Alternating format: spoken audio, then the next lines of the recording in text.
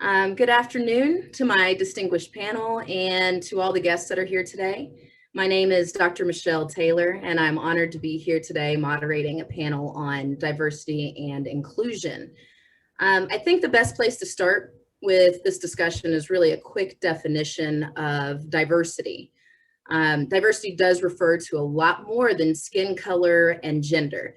So we're going to look at diversity as a term that refers to all kinds of differences, including but not limited to gender, race, ethnicity, nationality, religion, disability status, sexual orientation, education level, and income.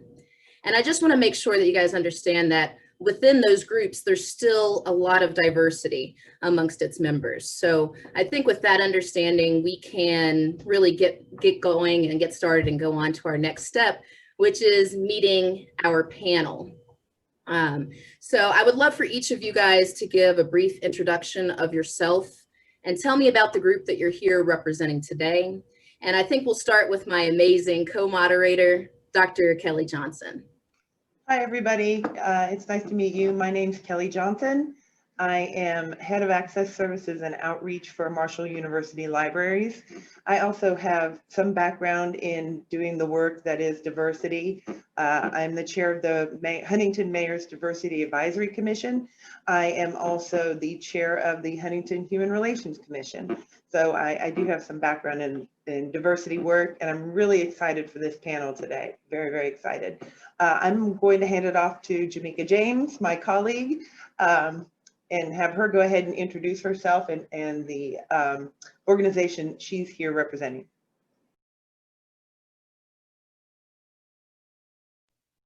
Hello, everybody. My name is Jamecia James, and I, like Kelli said, I actually am here at Marshall University.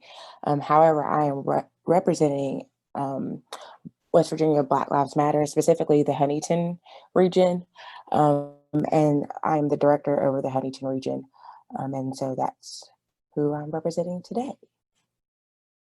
And also, I'm a Master's of Social Work student here at Marshall University, where I should be graduating this spring, and eventually I'll be starting a doctoral degree to further that research regarding specific demographics that are influenced by, you know, what we consider diversity and things like that. But I'm sure I'll get into that a little bit later. So nice to meet you all.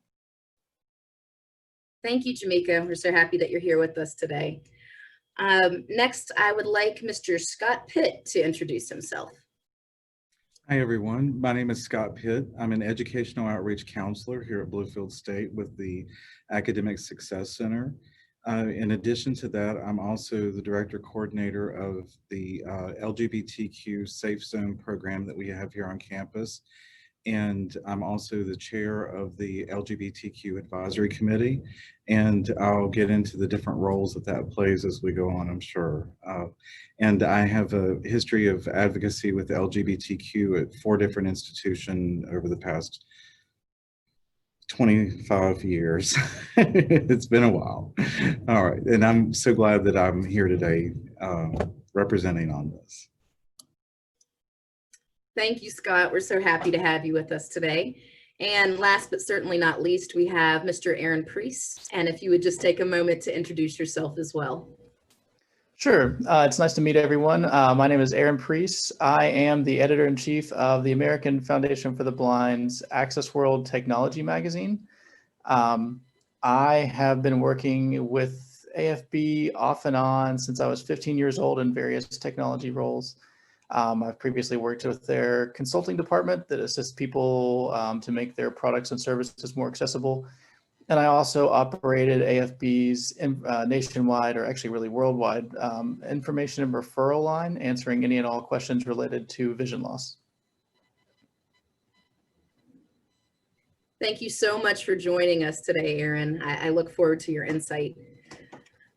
Without further ado, I think we should get into some questions and really let our panelists talk about what they know and what they're really specialists at. So I guess let's start out, and I'll start with Jamecia. What are you doing to foster diversity and inclusion? And then I'm going to open it up to all of the panel members. So let's start with Jamecia, please. Specifically, so like I stated before, I am a social work student. And so I believe that advocacy there are different forms of advocacy and standing up and creating spaces for people. And so for myself, I understand, with mental health and all of those things, a lot of times we as people and programs and organizations rely on research regarding, to show this is what diversity is, or, different things like that. And so when that happens, I've started to realize, as I've been learning in school and things like that, that the research isn't reflective of the demographic of people that they're talking about. So when you're using this research to teach clinicians and, influence programs or, advocate for money or funding, you're using research that doesn't even have a perspective of all the people. And so for myself, one of the things that I've decided to do and dedicate my time, my career, and even outside of that is to be that person. And so that's why I think it's important as a social worker, because one of our main goals is to fight those injustices and barriers. And in that, we also have to realize some of those systemic barriers that we ourselves are kind of trained to not even really realize. And so what I've been doing is, looking at, the research, reading documentation, getting involved, listening to people so that, when I do get to the point, because like I said, I am going to be starting a doctoral program. And that's the type of research that I want to influence to make sure that we legit have inclusive information so that we can use that to advocate for funding and program and support and resources. Because a lot of times when you're trying to do that or, make a difference, people want to see the data. And that data means research. But if you have research that's not inclusive, you're just going to continue to see the same cycle. And so for myself, that's what I've been doing, on a larger scale. And then, on a smaller scale, I just try my best to really embody, my beliefs. And it's so that it's not just, oh no, this is me all day long, anytime. And it's done me very well, because I'm at the point that now people recognize, like, people know me that I'm like, I don't know how you know me. But it's gotten to the point where people, hear, have at least heed to what I'm saying, and I'm bringing awareness to certain things. And that's kind of what it's all about for me. Because like I said, with diversity, like you said earlier, it's not just race and, color or whatever. It's the culture, how that culture, operates, how it intermingles with other people, the relationships. It literally is a very layered perspective. And so I think it's important that we don't just talk about it, but we actually put a little action towards that. And so that's kind of what I'm trying to do with my endeavors. Thank you, Jamecia. I'll open that question up as well to Scott, and then I'll ask the same question to Aaron. So what are you doing to help foster diversity and inclusion in your respective area? Okay, well, on Bluefield State campus specifically, we've had a lot of different initiatives and programs going on over the course of about 6 years. About 6 years ago, we started the Safe Zone program, which we brought it to this campus, I should say. It's a national program for LGBTQ that helps colleges and universities identify specific people on campus and specific offices that are considered a safe area in terms of not only just physical safety. When it first began, the program was more like that, but now it's even more about just, hey, where can I go to get information? Where can I go to be myself? Where can I go to find my tribe, my people, and the support system that I need? I'm really proud that we have Safe Zone on this campus. In addition to each building having Safe Zone offices, we had a VP of Student Affairs that had all of student affairs receive the training, whether they were becoming a safe zone or not, which I felt was really helpful in pushing forward an inclusive environment for the campus. One of the main reasons that I'm really proud of that being on this campus is, right now in the country, we've got somewhere in the neighborhood of 4,000 post-secondary education institutions. Only about 1,000 of them right now have any type of programming or even policy in place specifically for LGBTQ. And that leads me into the next part that I'm proud of. Our Dean of Students, Guy Sims, spearheaded getting the non-discrimination statement and policy of our school revised. And it is not only inclusive, it's progressively inclusive, especially for a institution our size in a small rural area. It includes genetic information, sexual orientation, marital status, gender identity, and expression. I'm also the chair of the LGBTQ Advisory Committee, and that committee is made up of professors, staff, students, and the student usually is the president of the student organization that we have, which is the Big Blue Prod, which I'm also a co-advisor for. And that program, or excuse me, that organization is really more of a social network and advocacy. I know a lot of student groups are more activism oriented, but we found that with our climate and our area, really what our students need was more of a support system and a social outlet. So we do that also. And I'm also very happy that we have integrated curriculum and both curricular and co-curricular activities on our campus. Many of our professors will be inclusive with their with the contributions of LGBT to their specific scholarship.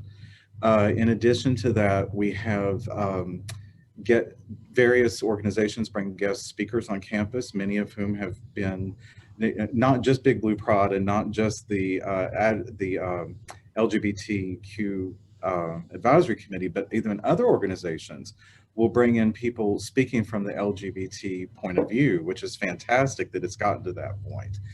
And also we have gender and sexuality specific course offerings, not every semester, but we do have them on a rotating list. So that's nice to see. And one other thing I want to throw out there too is our administration. Our administration has been incredibly supportive of all of these initiatives. We've had very few issues or incidents, and when it has happened, administration has given full backing. They've taken care of the situation and in an appropriate and timely fashion. So I couldn't be happier with the stuff that's going on here on campus. Now, one other thing real quick.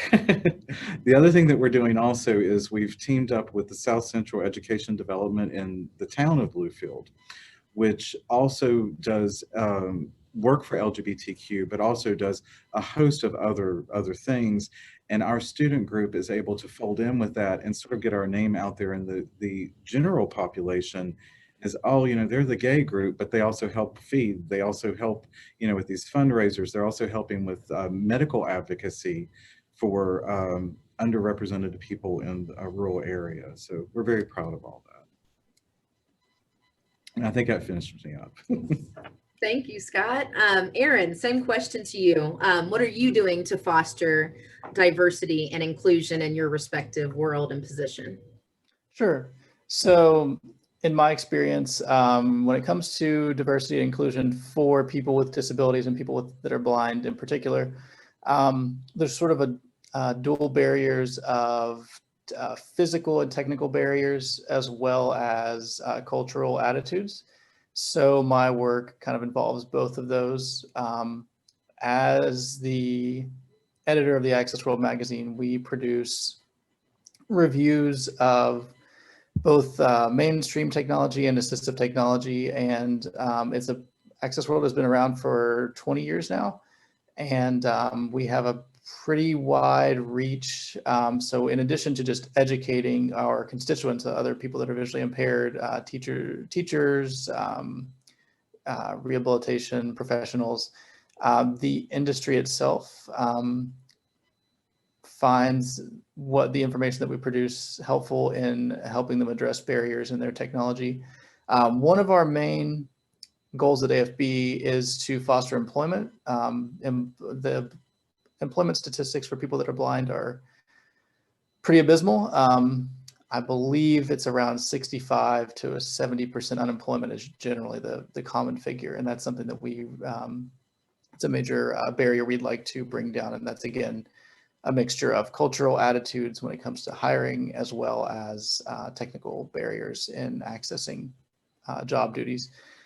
So we work with companies to make their products and services more accessible. So that involves whenever a company is looking to hire someone that's visually impaired and wants to make that even possible in a specific position, or just to make sure their internal mechanisms are accessible, we do assist with that. AFB as a whole has become a central nonprofit agency with the Ability One Commission, which hires people that are visually impaired or people with disabilities to perform contract work for the government. And traditionally in the past and currently, that has been in regards to manufacturing jobs. So what AFB is seeking to do is to bring knowledge-based jobs into that program, so people would be able to be hired for financial positions, technology-related positions, healthcare, that sort of thing. And we support those efforts in AccessWorld with publishing content regarding employment. And something else when it comes to inclusion for people that are visually impaired and have disabilities, being empowered to know how to access the essentially like what tools have made people successful, because it's different than what it would be for someone that does not have a disability. The path that you need to take at this point in time is going to be different. And that is something that we locate people that are successful in their employment, and we interview them regarding how did they get there, what sort of education did they have, what tools did they find useful, and just what sort of attitudes and life skills did they develop to make their employment goals happen. So outside of AccessWorld, I do a lot of my personal involvement in this field and my professional involvement are sort of blurred. I oftentimes will do outreach to various different organizations, schools, any kind of agency, any kind of group, talking about either accessible technologies. And essentially, a lot of the times the goal is to demonstrate how people that are blind or low vision can accomplish tasks, because there's a general lack of education in the culture regarding those topics. And I would say that's a major, almost a larger barrier to inclusion in various aspects of life than the actual technical or physical barriers or the cultural attitudes. So much of what I do, especially outside of work when it comes to outreach, is making people aware of essentially the capabilities of people that are visually impaired.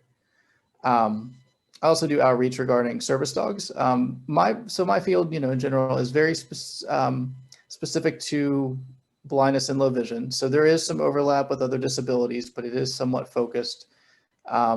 So one thing I am glad that I have a guide dog, but there are so many service dogs that help people with so many different disabilities, or just in general in life, and being able to bring awareness of service dogs, how general service dog etiquette, and also with the rise of unofficial service dogs, or essentially people bringing pets into areas when they're not needed, any sort of mucking up the waters when it comes to service dog access.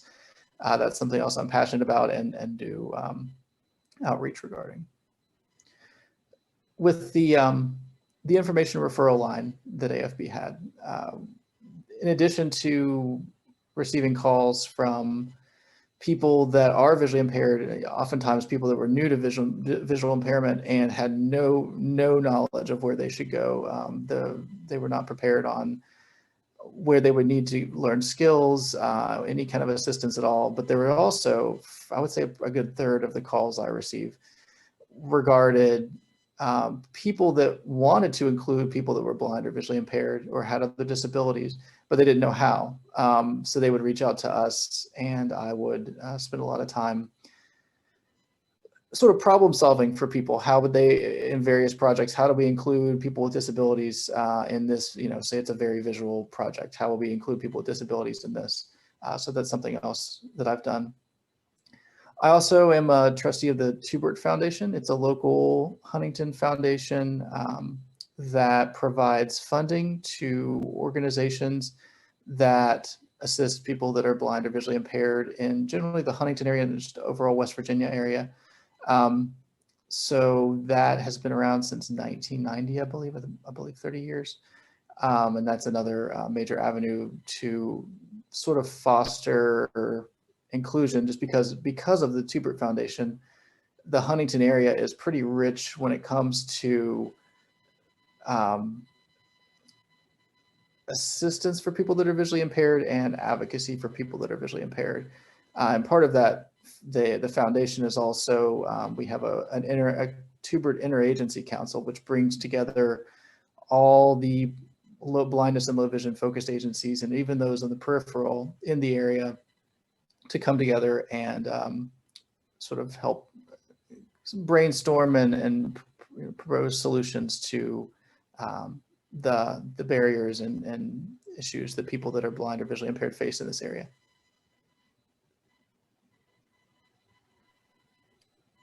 Thank you all. I can tell that each of you guys are really doing your part to increase the diversity and inclusion in your respective positions.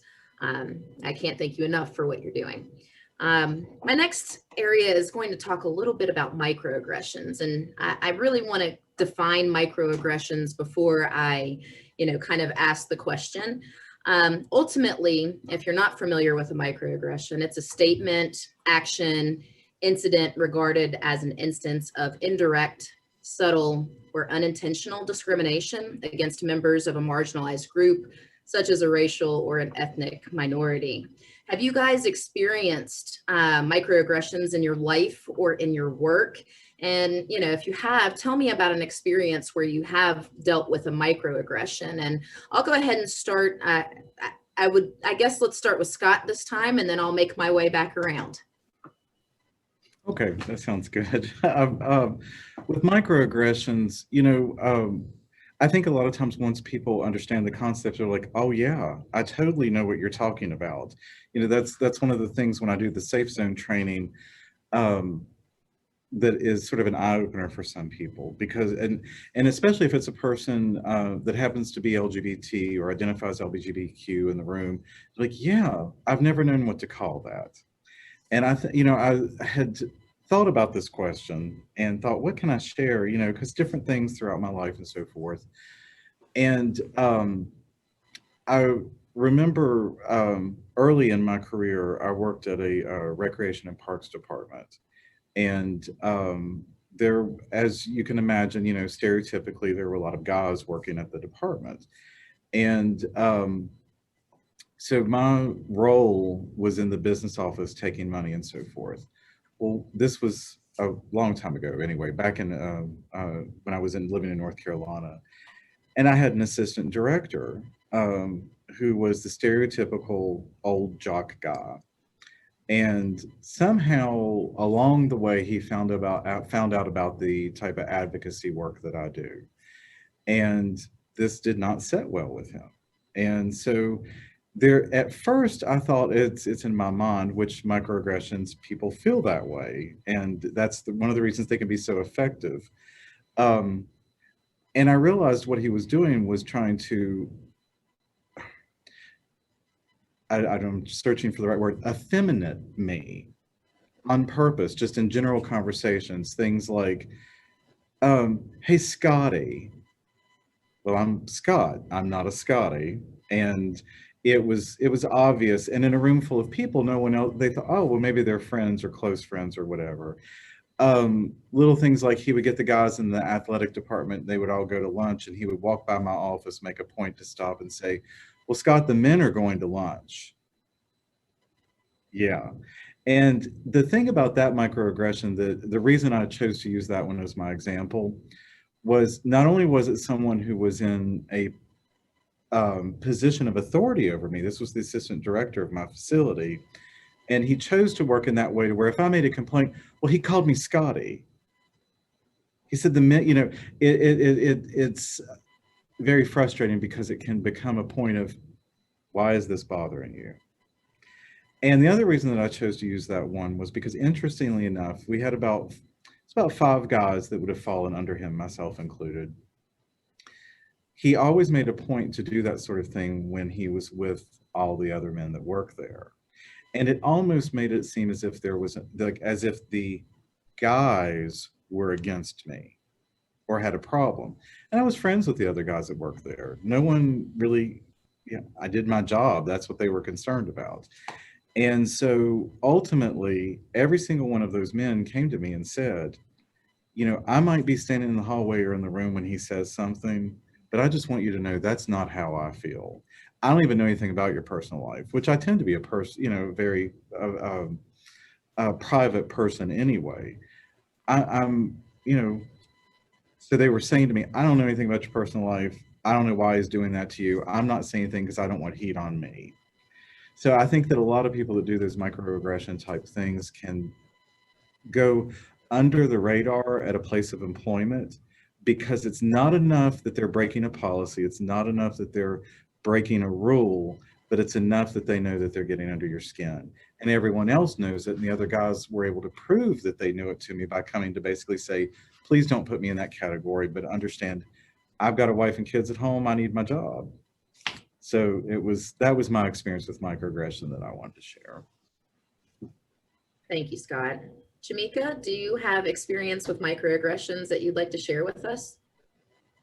I realized I was on mute all that time. But yes, I've experienced it a lot, you know, throughout my childhood and even in my adult life. It was kind of strange because as a child, I never really understood, you know, why, like when things would it would bother me. And, you know, my mom would say, you know, you just got to do it this way, or she's trying to teach me something. And I'm still not, at that time, I had never heard, like I said, I never heard that word until I became an adult. But looking back, I really experienced it a lot of the times, whereas you're not allowed to go there. Those people, like hearing people call you those people or that type or things like that. And so I experienced that a lot personally, and even, you know, multiple jobs that I've had, and, you know, with school and things like that. Like I've recently had some issues with my education. And so I had attempted to, you know, follow policy and follow suit on, you know, asking for help and support. And it was almost like I kept getting the runaround with sent over here and sent over there and sent this way. But from experience, I don't know if I said before, but I also work, like I do work here at Marshall University, and I'm an academic support coordinator over in the Office of Disability Services. And so, you know, I've dealt with a lot of different things with students, and I've worked in other areas here at the university. And I've seen this happen, you know, whether it's here or other places, just kind of looking at it from a larger scale. You know, sometimes when you have money, you can kind of flash it and get what you want. And so sometimes it feels, and I'm a firm believer that when somebody has an experience, you don't tell them that's not what your experience is. Even if you don't understand it, you still create the space for them to be able to express their experience. And so when, you know, when you see people who just kind of flash their money and say, we want this for help, and they get it, but then you try to follow the rules and you don't get the help or support, you start to think like, okay, what's really happening here? And like Scott said, like so amazingly, it's one of those things that you can literally fly under the radar, and from the outside looking in, you would probably like, oh, you're just being dramatic. No, you're not being dramatic. You're not making a mistake. You're not confused. You're not misconstrued, and you're not misunderstanding. It is what it is. And so that's one of the things that I love that he said that, because I probably couldn't have said it any clearer. Like, it's kind of hard because with microaggressions, they're not always that loud,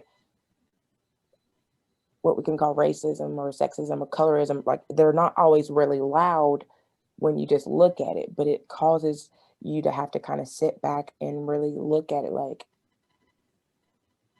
and honestly, I feel like a lot of times people will recognize it, because if you hear something and you got to go, that right there is probably like a fact of, okay, something's not right. And that's, I'm not going to say that it's always a microaggression, but at least you could probably, if most of the time that's probably happening a lot of times with whether you're at like work meetings or conversation, then it kind of takes you back and you're not really sure, like, am I offended? Am I not?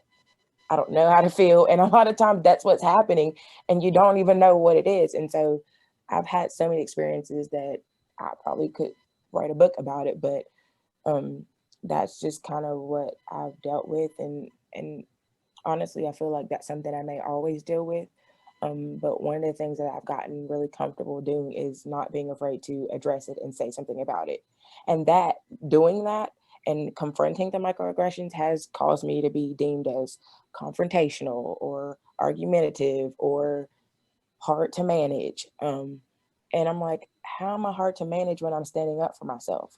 How am I hard to manage when I'm advocating for not only myself, but for other people that don't look like me, for people who have different experiences, for people who have disabilities that you may not be able to see, for people to have, all these different things. How is that hard to manage when these are people and they have feelings and they deserve for somebody to stand up for them, because maybe they don't have the courage to do that for themselves.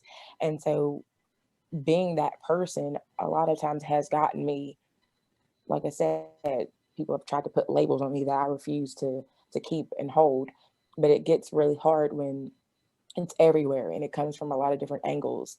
And so with that, I'll be quiet because I'm talking too much. But at least those are kind of my experiences with dealing with microaggressions. Jamecia, I applaud you for standing up even when it might make other people uncomfortable. I think that's part of what we have to do to break these barriers down. So I applaud you for that. Same question to you, Aaron. Have you experienced any microaggressions in your respective position and your life? And if so, would you mind to share an experience with us? Sure. So, excuse me. So oddly enough, this topic came up the other day and I was telling someone, I don't think I've ever experienced a microaggression. They're like, you probably have. And I didn't realize this, that a lot of times when someone says, oh, I can't believe you can do this very common, easy task as a blind person. I can't believe that you're amazing because you can walk down the street and you know where the curb is and you can cross the street. That's so amazing. Like, I just thought that, oh, that's just someone that just doesn't know. But apparently it's everywhere. Once you realize that's considered that's a microaggression, and that just that almost cultural assumption that a person with a disability and specifically in blindness can't do anything until it's confirmed almost. And just overpraising someone for something that they do on a daily basis that's just not even something that they think about. Like I said, I didn't realize that could be a microaggression, but it makes sense that as a sort of cultural institution contributes to the view of blind people as helpless, and contributes to an employer not being willing to hire someone because that's the assumption they have, is that they can't do anything or they can't do whatever task it is. So when I think about it that way, it's everywhere. I've experienced it multiple times in small and large ways. When I was younger in high school, I was part of the Boy Scouts, and I went on a 75-mile backpacking trip. And I don't know how people found out, but they did like a news story about this. When I was coming off the trail, they did like a mini documentary. This is two separate people, but I just walking just like anybody else. It's not, besides people telling me there's a rock, step over it. Backpacking is not any different than it would be for a sighted person, but in that particular case, a huge deal was made out of the fact, oh, it's a blind person backpacking. And I might have I think I'm not sure if I was the first person to do it or not, but it was, at the time, it didn't really bother me. It was one of those things I kind of, it's not something I'm really interested in getting attention for this, but you never know. Say I was, that when you're at the end of high school, you're looking towards college, and hey, saying I was, brought into attention because of this will help you in your, college applications.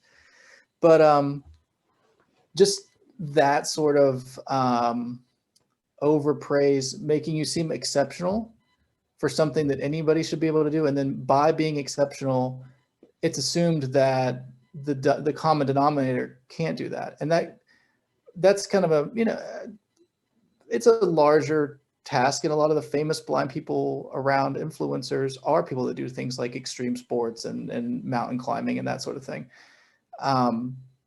But also that goes down to like daily tasks on a daily basis. When you go to a hotel and they say, oh, we gave you a room on the first floor, so you don't have to climb the stairs, you don't have to use the elevator. I can use an elevator, I can climb stairs, there's no problem with that. Or even and same kind of things at the say like you're at an airport and someone well, we brought you a wheelchair, we're going to help you. And I was like, I don't need a wheelchair, I just need you to tell me where show me where the next gate is. I can walk. I'm not, so it goes down to little things like that, and just that sort of, and that's mainly what I've experienced personally. And there's always things like, especially when you're younger kids, oh, let's switch Aaron's drink to the other side of his plate or something, which might be considered a microaggression but when it's coming from, at least to me, and this is obviously different for every person, but that sort of thing when I'm with friends, and this is again in like high school and college when people aren't as aware, that sort of thing from people that know my capabilities and know that I'm capable and it's doing it as a sort of ironic joke doesn't bother me, compared to someone perfectly sincere praising me for being able to cross the street correctly without any issue. Thank you for sharing that. And I think that each of us are going to see microaggressions in our respective positions. And hopefully this discussion will allow people that maybe were not aware of microaggressions before to now start noticing that and start making a change with how they, react to that or stand up for other people that may be experiencing microaggressions. So I think that this is a great conversation that will hopefully have some effect on those microaggressions moving forward. Well, we've had great conversations. I'm going to keep it going.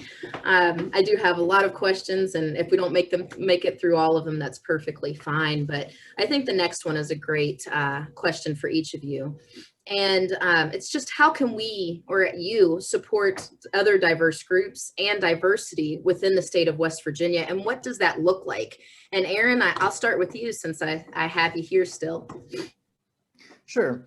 So I've been thinking about this. And so there's lots of different answers to this question. The one that comes to mind to me is sort of the chain of influence that we all have in our positions.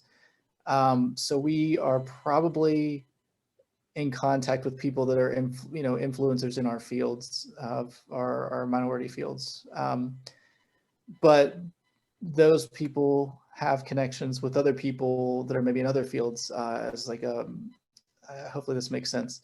So I know if I know someone that I work with on accessibility in like a company, but that person's also on the disability and the diversity and inclusion team for their company, I can help someone else that's advocating for another minority group to make connections through that person to get them in contact with other people at that company in that diversity group that are dealing with their particular diversity and inclusion, if that makes sense. That's the first thing that came to mind. Like I said, there's so many things that could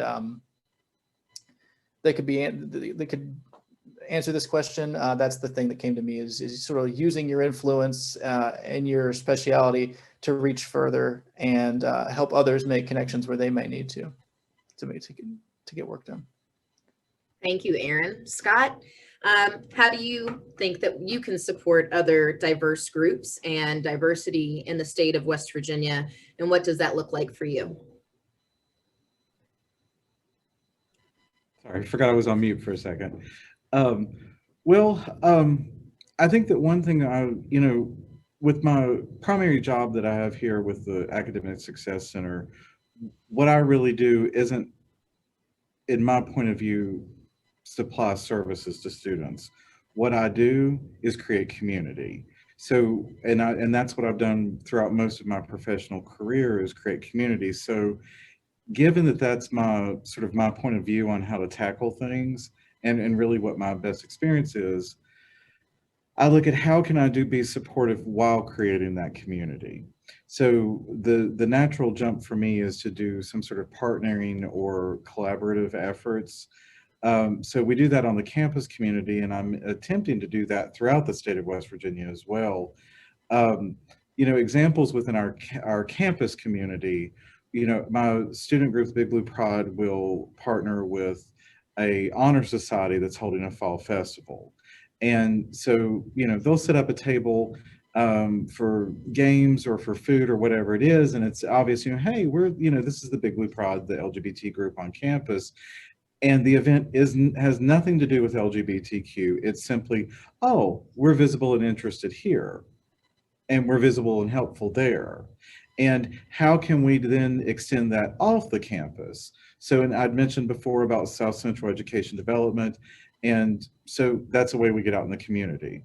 So then as the advisor, I've tried to be on many different organizations as I can throughout the state, and use that community and network. Sometimes, just like with what Aaron was saying about how, well, I'm working with this group because I need to, but oh, that person happens to also do this. And I think the bigger you build your community and that network, the better opportunities you have to do that. I always say one of the best ways that you can be an advocate for your own group is to be who you are. And oh, by the way, did you know I do this? So I think that as we go forward, like as an institution or even as an organization with the student group or the professional advisory committee, how is it that we can get into the community and do that? And those are the initiatives that we've done so far, is look at it as a community and representing, to break down those walls, to break down those stereotypes, to break down all of the assumptions that people have. Because, it reminds me, I was working with this woman in the community, and she just out of the blue said, "Why don't you like my fingernails?" And I said, "Excuse me?" And she said, "You've never commented on my fingernails." And this kind of goes back to the microaggression, but it comes full circle to what I'm talking about. And I said, "I don't mean to be rude, but I've never noticed your fingernails." And she said, "Well, it's just that, I just thought maybe you would have a comment about my fingernails." And I said, "I think you're mistaking me for something that I'm not. I'm not that specific stereotype. If you had a nice motorcycle, I'd probably notice it. If you like I can talk to you all day about different motorcycle models, but I can't talk to you about your fingernails. I have no idea about fingernails." And it was sort of a light bulb moment for her. And I think that that's a good representation of, oh, I really do think in stereotypes. And the work that I was doing with her, she suddenly saw me as Scott. And I think that that's one of the important things for diversity initiatives, to see the person, not what they're representing. And that's my 2 cents on that part. Thank you for that, Scott. That was wonderful. A great insight.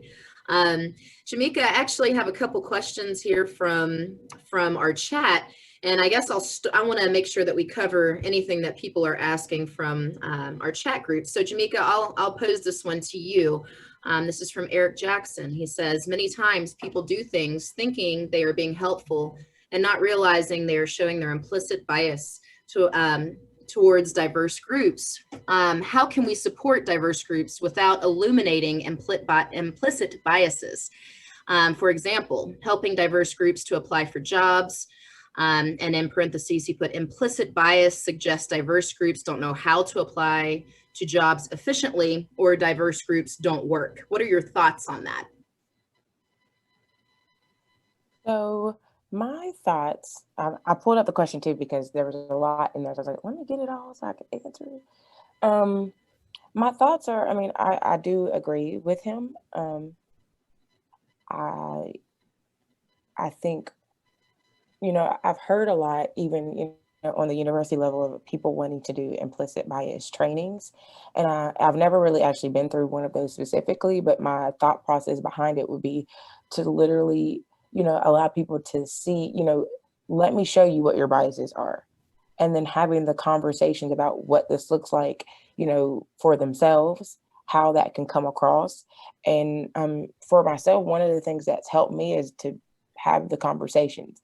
And even while it might be really difficult and uncomfortable, it might not be uncomfortable for them, but for the people that are experiencing the biases and, the microaggressions or however you want to, whichever word you want to use for it, it does affect them. And we're in a society and time that we should have been addressing it a long time ago, but we can't really do anything about that. But we can do about we can do something about what's happening right now. And so as far as supporting them, I think it's legit supporting them, asking them, what do you need? How can I help you? And actually showing up, not just sending one person like, well, I'm here to represent such and such. And it's not really genuine. I think when you really come from a genuine place and have people who are actually really interested, all in for that cause to support these initiatives, that's how you kind of start to get smaller changes, because it's going to have to start on smaller scales before it can happen large. It's unfortunate that it has to start that way, but I believe that's kind of, that's like a perspective I see on it, so that it can actually not just be a 5-minute change, and nothing happened. Like, for example, I'm sure we are in the middle of a pandemic, and at the beginning of this year, we seen a lot of those, issues with, and to me, it was a lot of biases just on media through, how things were portrayed, how people were treated. Then you started seeing riots and all these things. And with that, it was kind of like I seen how instead of a society actually correcting the behavior, they were like, oh, well, we're going to have a diversity something something month. We didn't ask for that. We did not, I mean, that's nice. Or we're going to rename some, what is it, syrup. We didn't ask for that syrup either. We said, let's talk about the issue. Let's address the issue. Let's quit trying to, circle around it. Let's not deflect over here like, ooh, but we made a nice banner. We painted the streets. That's cute. But the whole issue was this. So supporting, when I say support, I mean legit standing up and saying, this is an issue and what do we need to do about it? And it can't just be Black, white, people who have disabilities, whatever. It has to be a collective effort, in order to address that and make a difference. Because if not, we're just going to keep having these deflective like responses that are fixing issues when the real issue is still sitting there like, I'm not going anywhere. And so that's one of the things, sorry, I'm very theatrical when I talk, I can't help it. But I think that's one of the things that we have to really do in order to address it, and to support those groups of people. It's, sometimes, for example, maybe some younger folks, they may or may, I think, depending on what age group, they might recognize it, but starting to have the conversations of helping students navigate, even if it's, if it's students or if it's adult, helping them like, okay, we know that you're going to experience these issues. Let me teach you how to navigate it. And if you're having too much support and it's getting too much for you, this is where you go for where you can have support. And I think that's a way for us to support them, the people that are going through it immediately, while also prepping the next generation. Like, you don't have to, this doesn't have to be your story and your journey. You can do this by this, and really taking it as a teaching perspective and helping them actually learn how to combat those barriers and fix it. And so hopefully I answered the question. But that would be my perspective of, how do we support them and in doing so, because I know for myself, I've experienced a lot of different things in my life, and I had to figure it out on my own But because I figured it out on my own, when I saw somebody else going through the very exact thing, I was kind of almost able to coach them like, okay, I know your situation is not exactly like mine, but these are some things that helped me, and this is how I did it. And it allowed them to kind of have, they still experience the issues, but they at least had kind of an avenue of like, oh, I can do this and then I can do that. And I think it can be the same way for that specific demographic in those groups. Thank you, Jamecia. I actually, you touched on a few things that are kind of happening in our chat as well. We had Sarah actually ask about what tools are out there for teachers and elementary school kids to start talking about differences. And I just want to draw everyone's attention to the chat that we have Dr. Kelli Johnson that's put out a host of great articles. If anybody would like to learn what they can do, or give that assistance to younger students or to teachers, she has provided a large list of different articles and research to help guide you in that.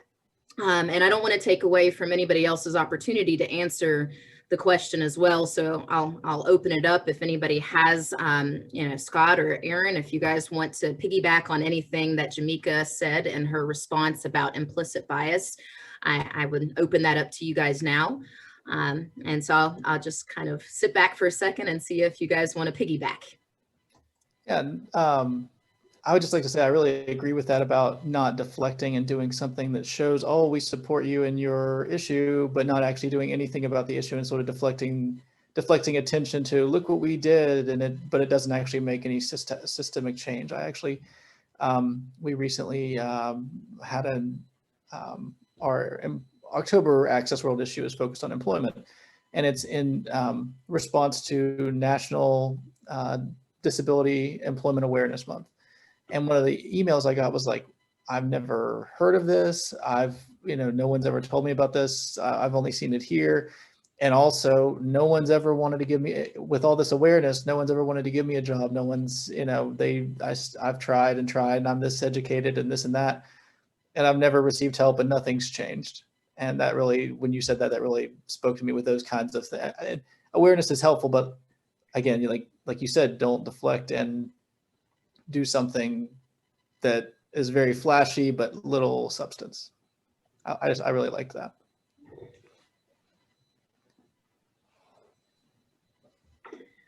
Scott, do you have anything you'd like to add? The only thing that I would like to add is that I think Eric was asking about how can we support, and I think that there's what I'm implying from that question is how can I be supportive and not do something wrong or do something where I'm actually being offensive or hurting. And I get that question a lot when I'm working with people that are new to Safe Zone and during the training. And my experience on the whole, speaking very generally, because you're always going to find differences among groups, but with the LGBTQ, overwhelmingly, people can tell if you're coming from a place of trying to earnestly help. And even if you make a mistake and simply say, oh, I'm sorry, I see how that's offensive, that's fine. I think that people that are genuinely trying to help anyone of any diverse group or subculture of people, when they're receiving assistance, will recognize sincere help when they see it. It's kind of like the commercials for the foster parents that keep messing up, and it's like, well, they love you even though you're not perfect. People will respond to genuine help and concern and care and assistance. And so I think that a lot of times people are afraid to help and stand up and be an advocate and not always realize, oh, okay, it's okay to make a mistake, and it's okay to realize, oh, I have this bias and didn't even realize I had it. Didn't realize that was a thing. So don't let that stand in your way of doing what you know to be the right thing. That's the only other thing I want to add. Thank you, Scott. I know that we're winding down with our time, but I really wanted to leave this discussion with some takeaways.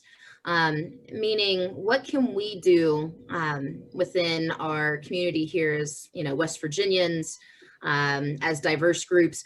what can we do to help push diversity and inclusion forward in the state of West Virginia?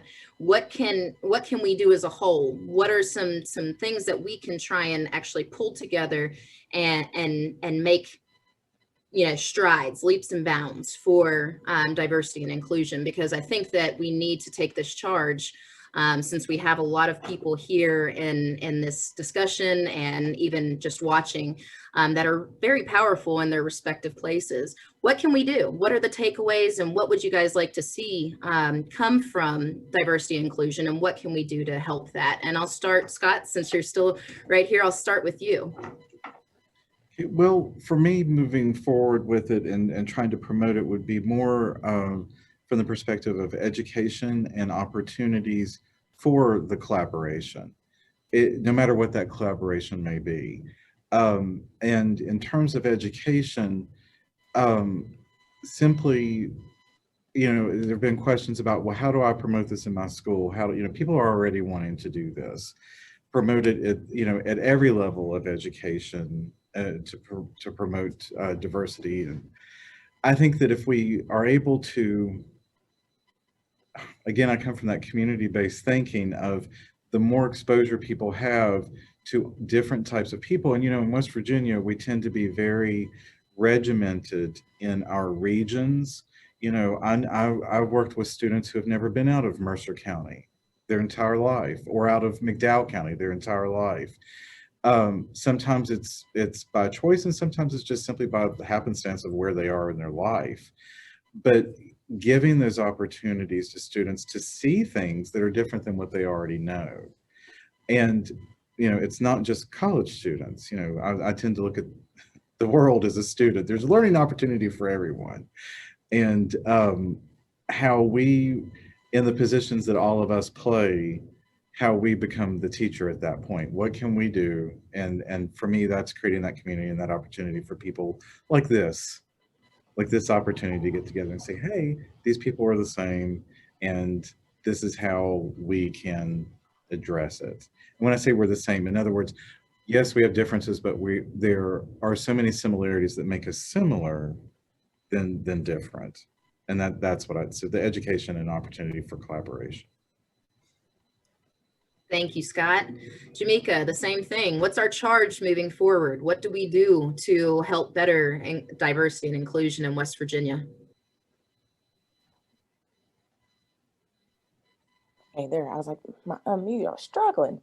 So one of the things I think for our individual selves, I think what we could really start to is, you know, taking time to really assess our own biases, our own issues, and how they may, you know, show up or translate within our own actions. Because I think it kind of has to start with us, so that then we can start having, you know, some of those more, not sure what the word I'm looking for, the conversations that might make us a little bit more uncomfortable, so that we can really start to address that on a state level. Because like I said, I've been to different, or I didn't say this, but I've been to different, you know, diversity conferences and panels and things like that. And the conversations are great, you know, in our little, I would say in our little bubbles, but then they never go large, they never expand to be larger. So it's just like you have these conversations and there's no action really put behind it. And so my big thing is, you know, not only starting with yourself and starting to address those things within your control, because like I said, you can't control everyone else, but you can control what you're doing, and, you know, essentially leading by example. And then, you know, connecting with people who, you know, are willing to, you know, take on this charge and say, these are things that we are not going to stand for. We're going to sit together, you know, and do it that way in a more collaborative way. I think is something that I would, you know, challenge people to do, because I think that is something that is manageable, and that is something that it can be accomplished. One of the things with Black Lives Matter West Virginia, one of the things that we as an organization has attempted to do is, you know, we understand the mission, but there's many pockets of, there's different regions of us. And so as a group, even though we might have these different regions, as a collective, we can still come together for a cause. Even if in this region, this is what this area needs, and maybe this area needs this and this area needs that. It's the ability and opportunity to come together. Like I think Scott was saying about coming together, you know, that is where I think the bigger support and things like that can happen. And I think that's what we kind of have to start doing.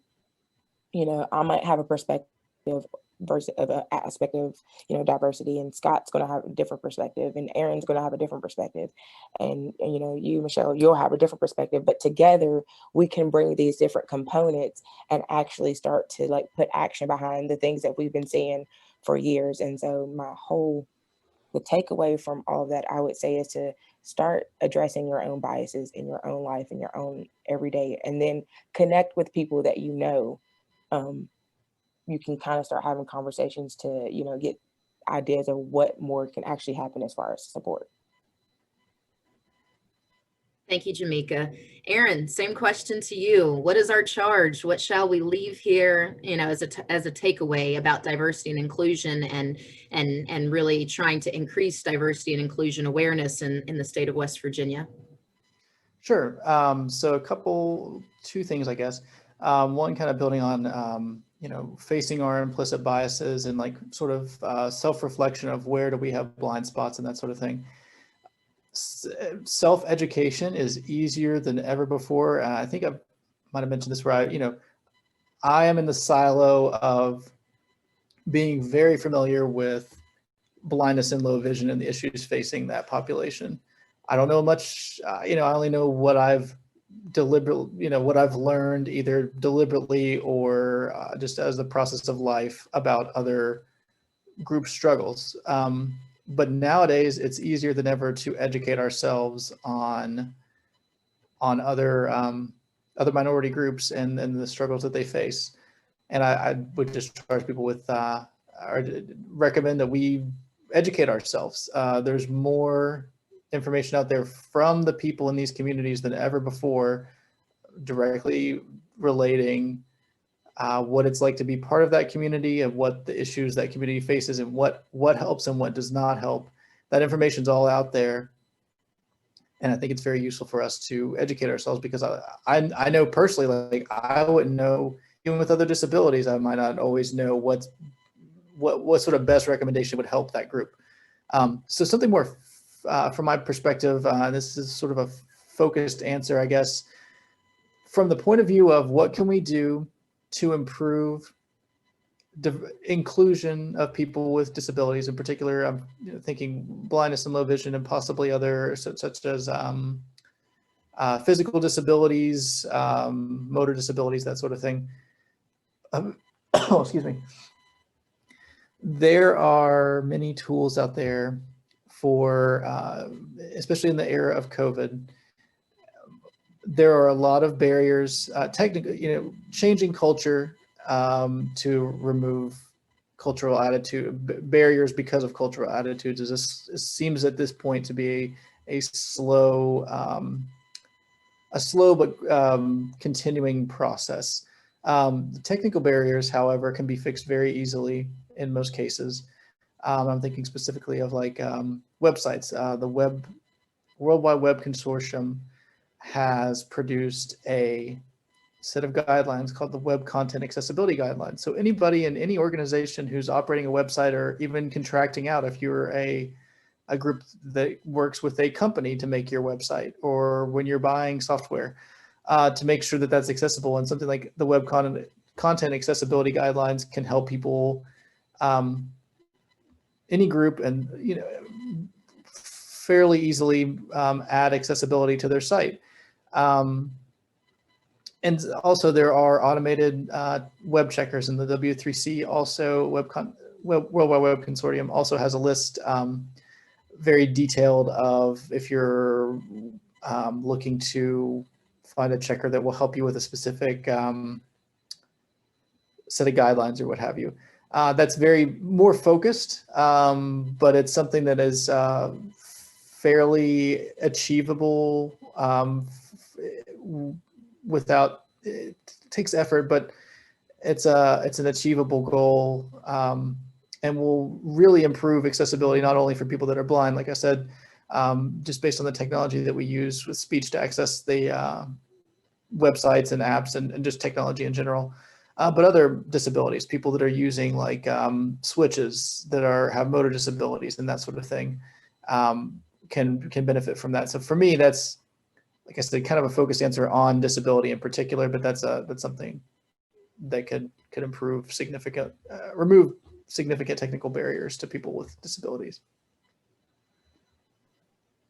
Thank you, Aaron. I actually appreciate having a more focused answer too. We are running short on time. I want to urge anybody that is really just kind of listening in on this discussion. If you have questions and you've been holding your breath, please go ahead and type those into the chat box. We only have a few more minutes to address any questions that you may want to get the answers or responses for.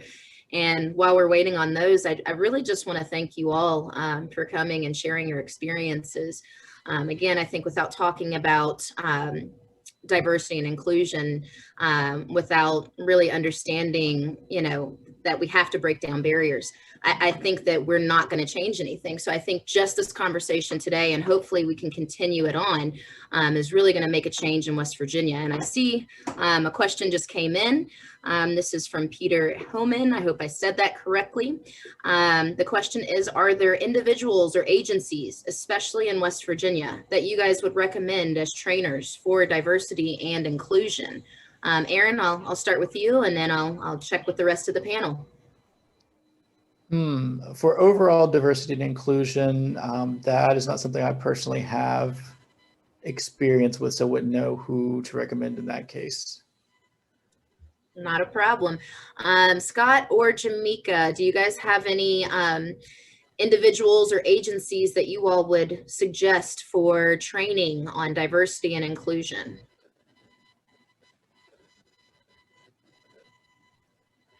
I can't think of anything that would be that diverse. I can think of individual programs and so forth that may be helpful, but for overall diversity and inclusion in the state of West Virginia, if there's a resource, I would want to know about it. I know for the type of diversity and inclusion, of course, that I advocate for with LGBTQ, I would suggest, if you're interested in that specifically, starting with the SafeZoneProject.org, which is a national, but the wonderful thing about that is it's customizable for your specific community. But that's the only thing that I can really recommend with more authority or knowledge of, yeah, this is a good place to start. And there may be some links on there that help with that. I wouldn't mind jumping in if you don't mind, Michelle. Please. Would recommend that folks start with their local college or university. Most of the colleges and universities in West Virginia have someone, they might not have a chief diversity officer, but they have someone generally on staff who is charged with diversity and inclusion. You can also go to the Herb Henderson Office of Minority Affairs that is at the state capitol. And they have quite a few resources, and they have some very knowledgeable people there who can probably send you in the right direction. And if anybody wants any additional, I'm a librarian and I love to do research, so I'm happy to help anybody that's looking for somebody or looking for additional information on diversity, equity, inclusion. My email is johnson28@marshall.edu, so feel free to reach out to me. Thank you, Kelly. And Eric Jackson actually jumped in the comments and said the YMCA has good implicit bias training. So thank you for that, Eric. I do appreciate it.